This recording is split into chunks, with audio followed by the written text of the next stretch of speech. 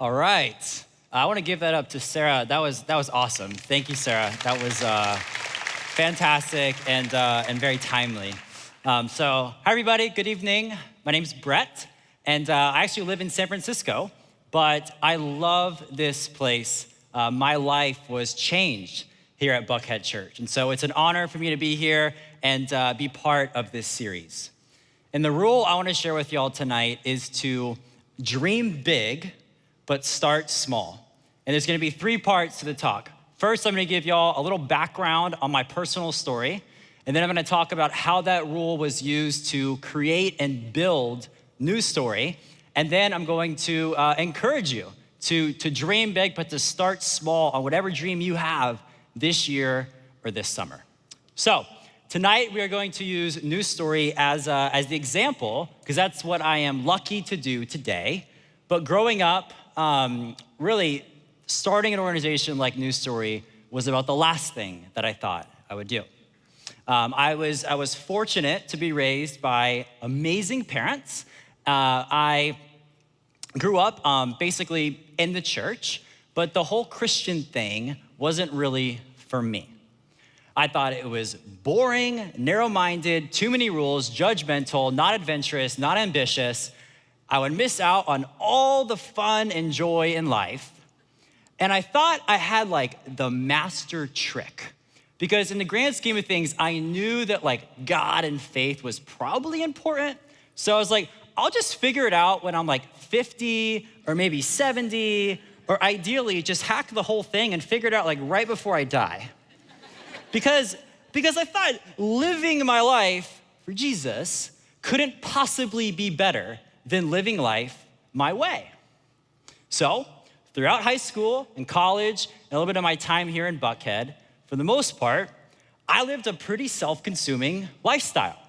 And I was chasing after what I call the 3 Gs.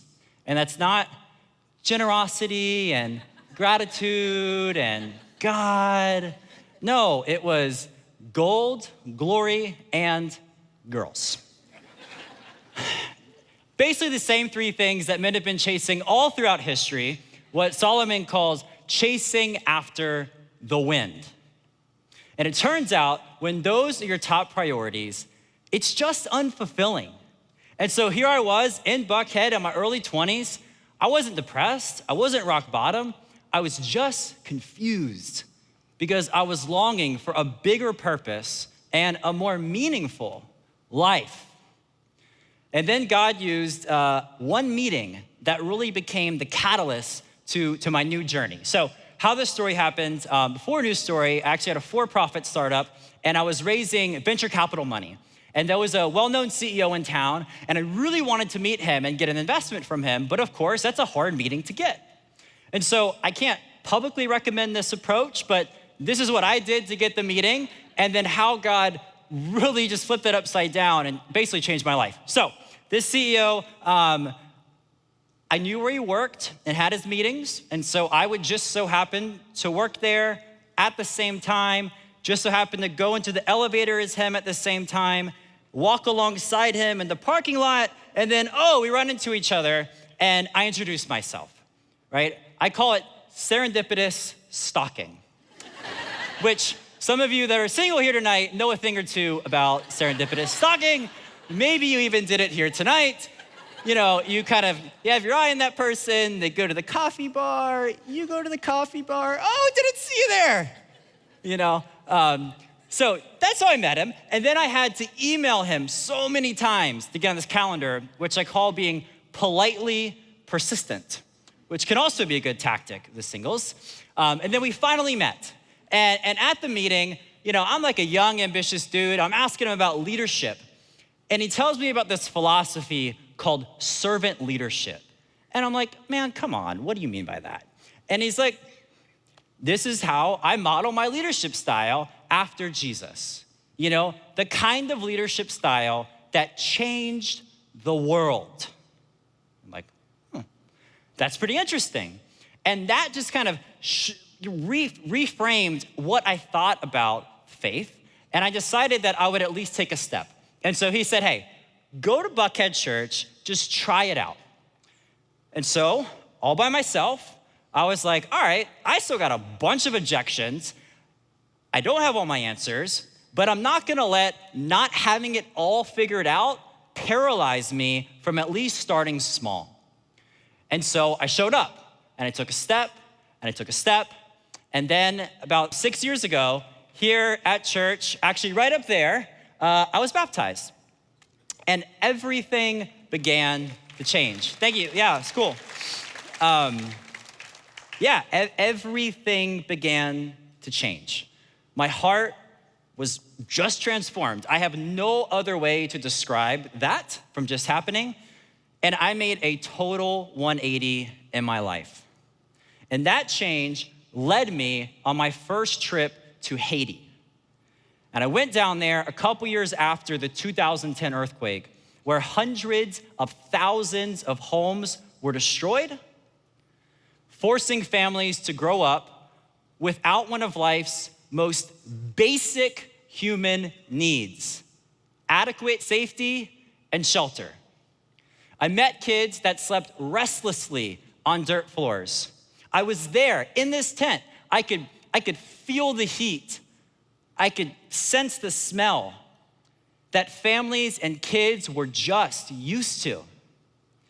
And I could see how the one place that we all want, and better yet, deserve to feel safe, was actually a breeding ground for disease and sickness.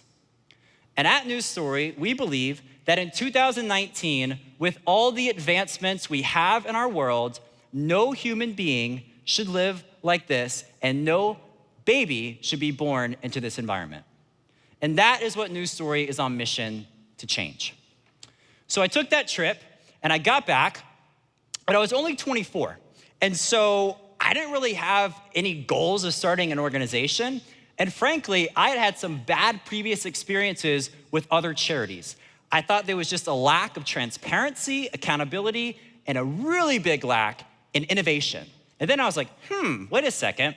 From an entrepreneurial perspective, those are problems that could be solved. And so decided to start News Story and create an organization that would just do things differently. And so I started small. I met Matthew and Allie, who are our co-founders at age 24, and we began here in Atlanta, master planning in our little house, not how we'd change the world, but how we would fund our first home. Andy Stanley has this saying that I love, I say it all the time: to do for one what you wish you could do for all. And that's what we started with.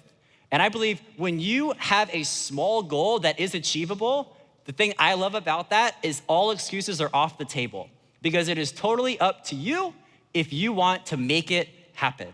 And that's what we did. And then we took a leap and we took a risk, and we applied to the world's top startup accelerator called Y Combinator. They've produced companies such as Airbnb, Dropbox, and we applied knowing that only about 1% to 2% of applicants actually make it in. There's about 10,000 startups that applied. Turns out, against all odds, we got in as one of the first nonprofits in 2015. And so me and my little co-founders, we moved to Silicon Valley, to San Francisco, and we began this program.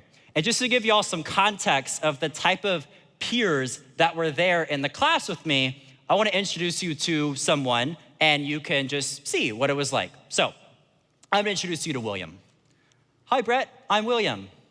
Hey, William. What's up, man? What's your background? Well, I did my undergrad at MIT. Then I spent a little time at NASA. Then I went and got my PhD at Oxford. And now my startup's creating a new cryptocurrency to compete against Bitcoin in Asia. How about you?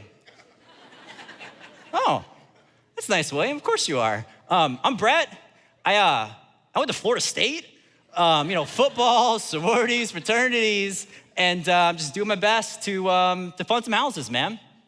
Oh, good luck. That's what it's like. And I tell you that story because I felt out there that me and my co-founders, that God had put us in a place where we were underdogs, but with a big dream. And I felt the bigger the dream, the more important it was to be grounded in my faith and his ability and not my own. And so I depended. That was my strategy. I depended and I said, I'm not gonna try to figure this all out on my own as like a young leader. I was just gonna depend and say like, look, I can't do this without you. Like I am not qualified, but I'm gonna trust and I'm gonna work hard and I'm gonna show up with costly consistency every day. And if you wanna make something happen, then you'll make it happen. And this is what's happened in News Story's first 4.5 years. I'm gonna give y'all a little 1-minute summary of really what we've done. So we ended up funding that first house in Haiti. We then became obsessed with the impact and we grew and we got bigger.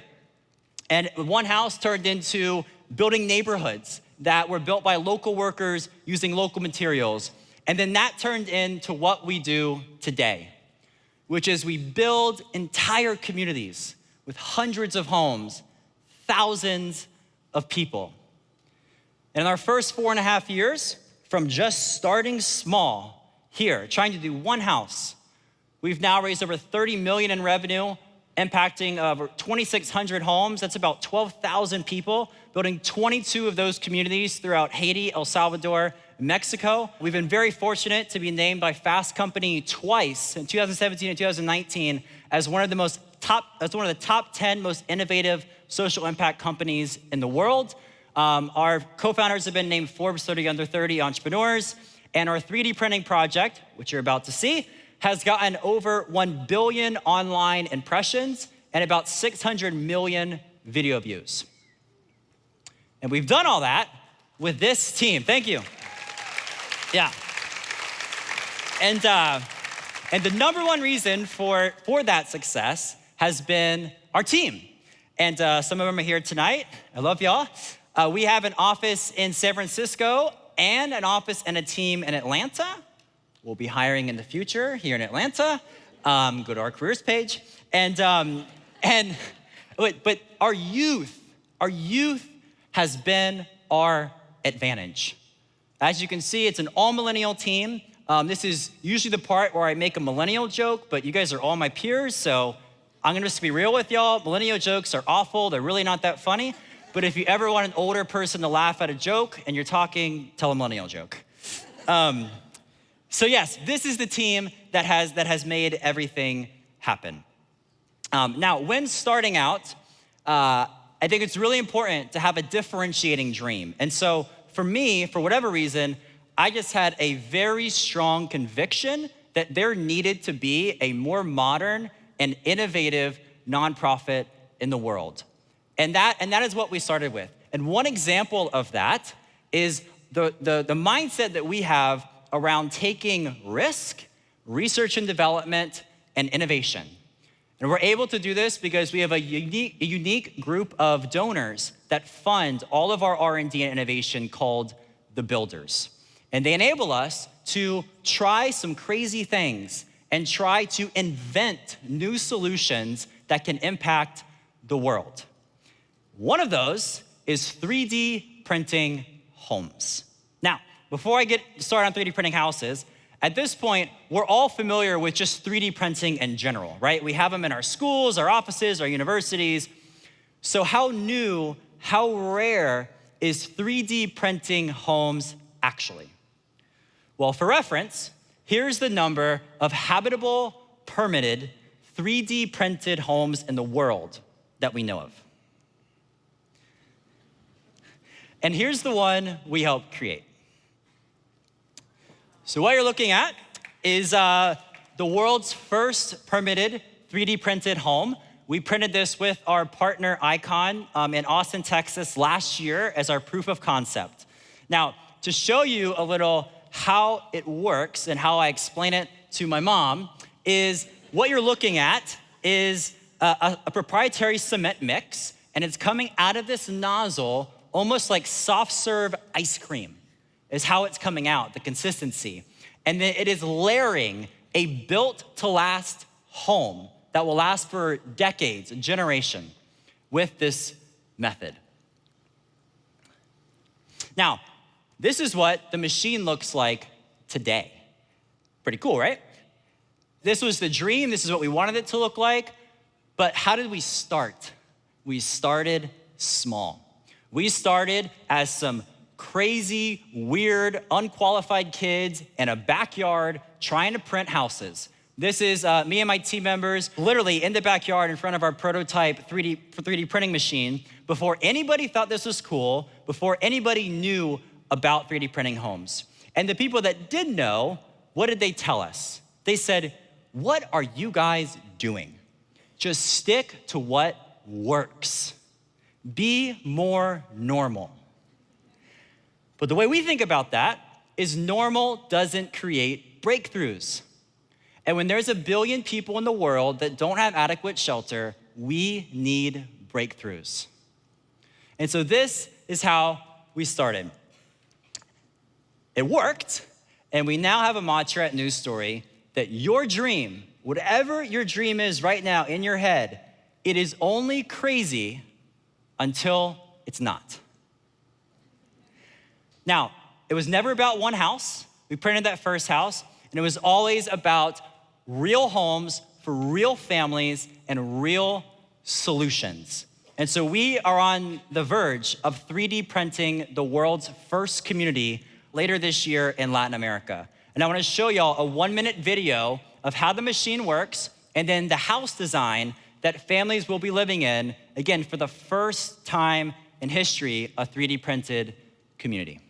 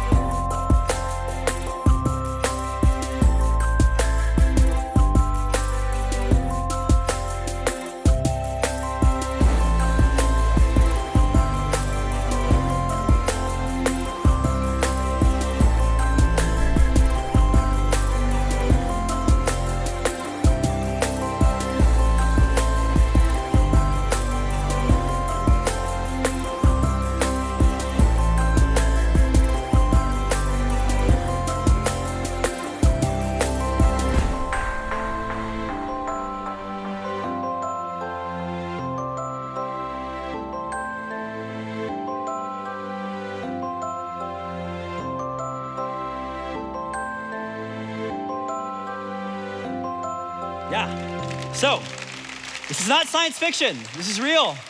This is real. It takes about 24 hours to print one of these homes. We'll have electricity, clean water, sewage inside the homes. They'll be built stronger, better quality design. You'll be seeing press probably in a few months or later in the year once this launches, and hopefully you'll all remember hearing this first. So that's 3D printing homes, and I want to end really with a story. One of my favorite stories is the parable of the talents, which I think just does a great job of talking about dreaming big and then taking action and starting small. So most of you know this story. I'm gonna do a really quick paraphrase that for those that don't. So Jesus is out doing his thing, telling stories, and he's talking about this parable where there's a master that has 3 servants. And then the master is gonna go away for a long trip. And he calls the servants together and he's like, all right, guys, I'm gonna give you this, I'm gonna divvy you up this. And he hands out responsibility and talent, which is money, and he entrusts the servants to basically do something with it while he's gone. Then he comes back and they all get together and the master's like, okay, like, what'd you do with what I entrusted to you and what I gave you? The first 2 servants, they went out, worked hard, probably took some risk, and they doubled the master's money. The master was happy about that. He liked it. The 3rd servant took a different approach. He played it safe.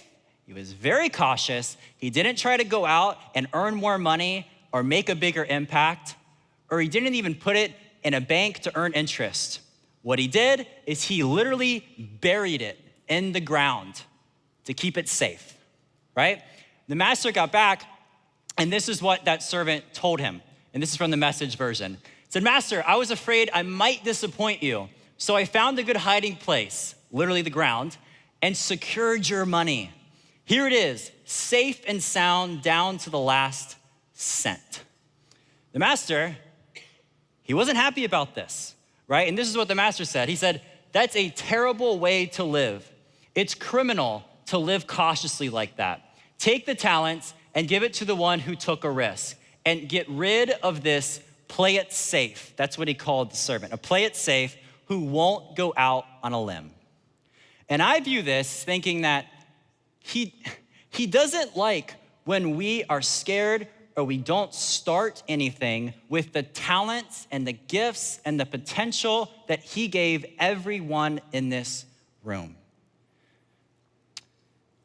So, with that, don't be that servant, right? That's not what we're called to do. That's not what we're wired to do. That's not what we're created to do. And so my kind of last 2 points on actually getting started on your dream. And not everyone here has something you're ready to act on. That's okay, you don't have to, but some of you do. And so if you have clarity on what it is, what holds you back from just starting small? I think there's two main things. The first is simply caring what other people think, right? Letting other people's opinions rob you or bury the creativity and the potential that you have, right? That blog you wanna write, that video you wanna post, ooh, how will people react to that, right? And let me tell you something, if you do it, are people gonna criticize? Are people gonna think it's weird? Of course they are. Some people will. My personal examples, one is from my faith journey. When I became a Christian in my early 20s, half my friends probably thought I'd gone off the deep end. They saw my baptism video, they're like, Brett is weird, what is going on, right? That's one. And then two, I started charity in my mid-20s, leave a lot of money on the table in my 20s, and people are like, that's so weird, why would you do that, blah, blah, blah. Guess what? I don't care. I love the decisions I've made. And I think that if you are gonna do something unique and people are calling it crazy or calling it weird, that's good. That means that you are on to something worthwhile. And deep down, I think that people are jealous of that. They're jealous that you have the courage to actually start something and try something. So that's the first thing that I think hold people back. The second thing is the fear of future hypothetical situations. What that means is, let's say it's a year from now, right? And it's a year, but I'm today, and I'm thinking about all these things that can go wrong a year from now, right? Ooh, what if this, what if that? Oh, I know what I'll do. I'll just bury my dream until later, right?